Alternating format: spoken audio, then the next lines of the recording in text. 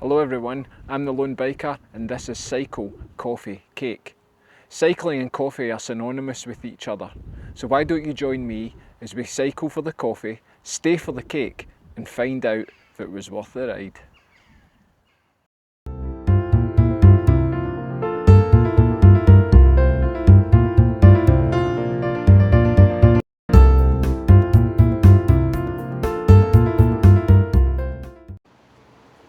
Now today's cafe is another excellent example of a cafe you can go to whether you're in a gravel ride or a road ride, because today we're heading to the Whitelee Visitor Centre. Now I'm going to head there on the road first and then head home on the gravel. It's another cafe as well where you can actually make it a start point or a middle point or an end point. Lots of people choose to start their ride at the visitor centre, so you can do a circular loop and then have your coffee at the end, or you can cycle to it as I'm doing today and have your coffee and cake in the middle. But we're going to start on the road and I'll check back in with you when I'm on the road, because I'm going to be heading up the A77 first. Just spicing up my wee journey to the cafe with a lovely wee forest path through a bit of woods called Armshaw Woods, just outside the back of Kilmarnock. But these are always good fun in the gravel bike and the mountain bike. Oh dear, love a wee bit of old school single track. Just heading out of Fenwick in the north of Kilmarnock. We're just going up the cycle path to join the A77 cycle route on the old motorway, which is nice and segregated and just shows you if you're travelling from the west you can head to the visitor centre, but also if you're travelling down from Glasgow you can go to it. But the visitor centre road is not directly on the A77 cycle path. You have to take a turn off, which I will show you when we get to it. Because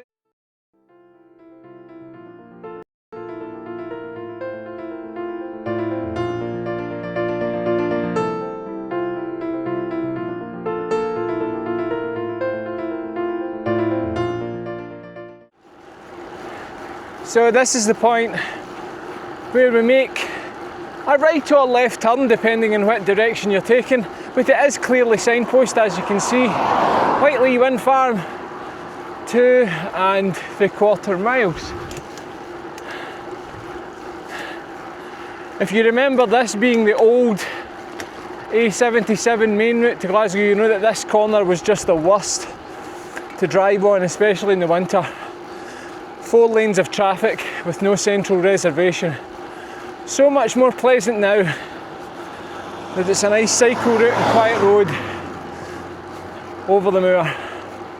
Anyway, I'll take a wee right turn here on the road to the wind farm, and actually the road surface here is actually excellent.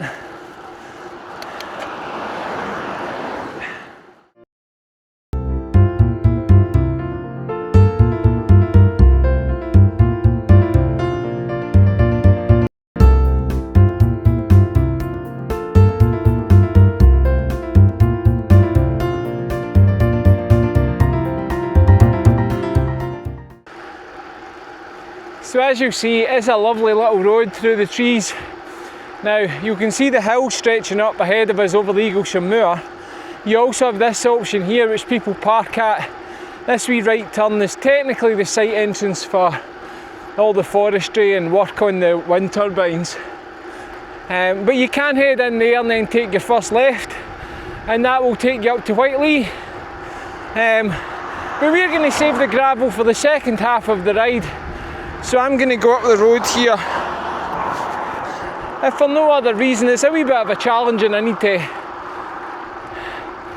remember fondly the time on a sportive that was called the Brave Heart, which was resurrected last year, but it came up here and I got to cycle along cycling up this hill and chatting to the one and only Sean Kelly, he of Eurosport and over elaborate pronunciations in the Tour de France.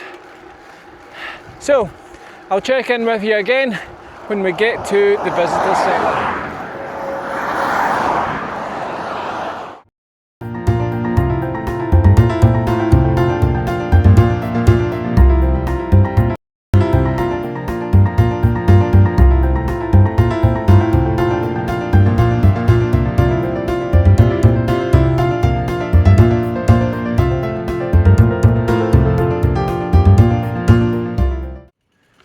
So we've arrived at the visitor centre, and the first cycle-friendly part I'll show you is just in here. See, it's a sign up there says cycle store and shower. I've never used the shower, but first of all, one of the good things they've got is this wee hose. Now if you've been here in the winter like I do and come up in the car, it's good to give it a hose down before you go in. Now, they do have bike parking here, which is excellent, so a star for the bike-friendly situation.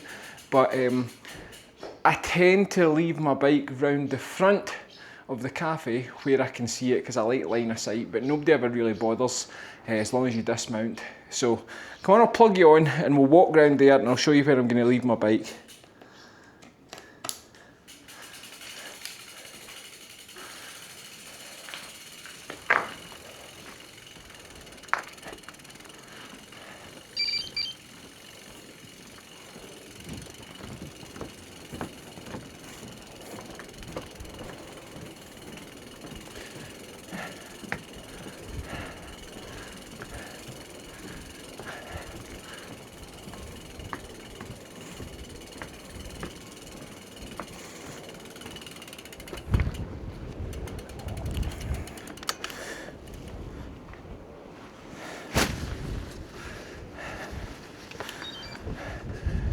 So in general, this is where I like to leave my bike, out on the veranda here, especially if I'm going to sit out here on a nice day.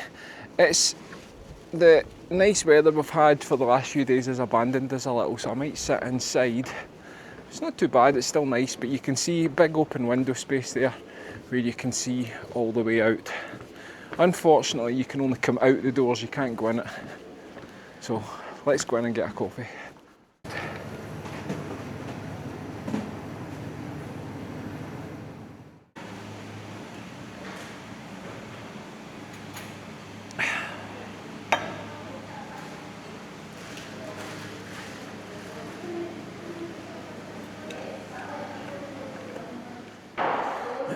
There is a wee visitor centre here with lots of activities, mostly aimed at kids. Of course there is the toilet facilities too, and outside in the car park, if you've got an electric car, you can actually charge it here as well, although I don't know if there's a separate cost to that. But there's the cafe, and we will head back outside to the bicycle. So as you saw, I had an orange chocolate brownie, which was superb, and as you saw, there was quite a selection of cake there, and the cakes here are actually really good and a good size. And although in general I'm an espresso drinker most of the time, I'm going to make a flat white my standard coffee for these videos, just to keep a wee bit of consistency, and the flat white coffee was excellent as well. Now I'd say as well value, it was like £5.30 or something for the coffee and a cake, and that's difficult to get these days, so this place is winning in many scores. Anyway, I'm going to plug back into the bike, and this time we're going to head back home, but this time not on the road but on the gravel.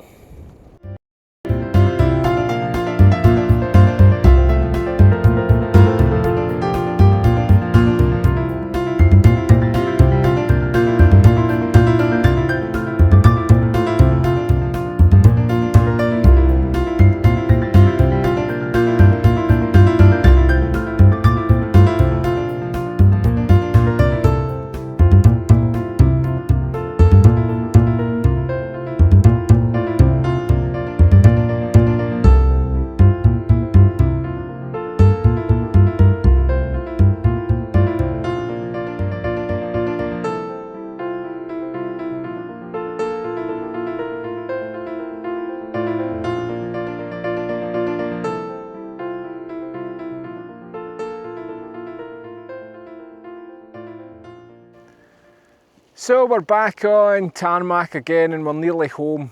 I hope you enjoyed the second episode of Cycle.Coffee.Cake. Have you been to Whitelees Visitor Centre? What did you have? What did you make of it? Do you have a suggestion for my next cafe of call? If you do, leave a comment below. And before you go, remember the 3 things that you've got to do next. Like, subscribe, and get out and ride.